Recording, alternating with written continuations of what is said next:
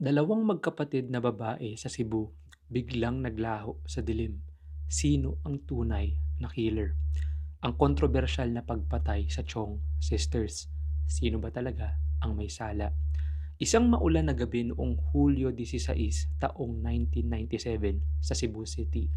Dalawang magkapatid na sina Mary Joy at Jacqueline Chong ay naghihintay lang ng taxi pa uwi mula sa klase. Excited pa sila sa buhay nila bilang estudyante sa UP Cebu. Pero sa isang iglap, nawala sila ng walang bakas, walang saksi, walang ebidensya. At naging isa ito sa pinakakontrobersyal na kaso sa kasaysayan ng Pilipinas: kidnapping, rape, at murder. Ito ang kaso na humati sa Pilipinas sa pagpanig kung kanino ba nararapat ang hustisya.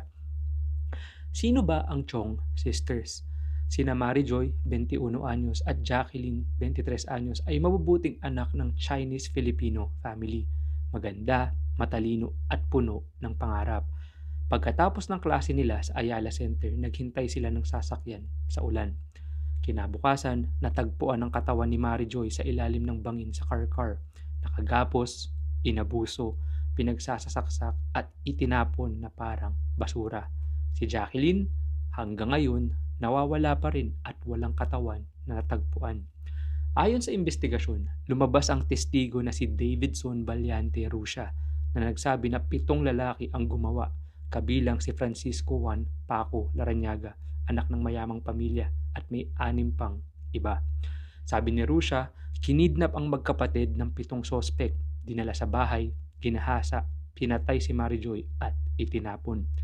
Pero maraming nagdududa dahil walang DNA evidence sa katawan ni Mary Joy na nagkokonekta sa mga akusado. At may matibay na alibay si Paco na nasa Quezon City siya noong mangyari ang krimen. Meron ding airline records na nagpapatunay na imposibleng nasa lugar siya ng krimen nung mangyari ito. Ang depensa ng mga akusado na ang mga paratang ay coerced testimony ni Russia para makakuha ng immunity. Ang trial ay puno ng drama, media frenzy, political pressure at alegasyon ng korupsyon sa korte.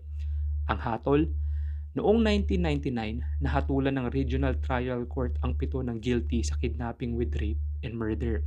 Sa Supreme Court noong 2004, kinumpirma ang conviction, death penalty by lethal injection para kay Paco at iba pang mga sospek.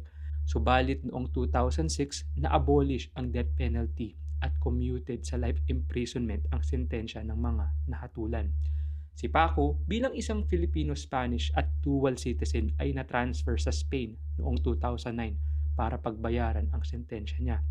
Samantalang ang ibang nahatulan ay nakalaya na noong 2019 dahil sa Good Conduct Time Allowance, isang legal incentive na pinapataw sa mga inmates na nagpakita ng good behavior. Sa kasamaang palad, muli silang dinakip dahil sa protesta ng pamilya Chong. Hanggang ngayon, hindi pa rin nakikita ang katawan ni Jacqueline at maraming naniniwala na wrongful conviction ang nangyari dahil walang solid physical evidence at maraming inconsistencies sa binibintang ng mga Chong.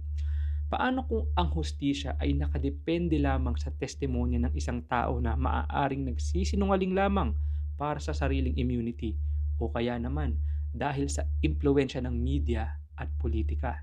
Sino kaya talaga ang may sala? Ang mga nahatulan o ang sistema mismo? Posible kayang nagsisinungaling lang ang mga Chong? At may mas malalim pa kayang dahilan ang pagkawala ng Chong sisters?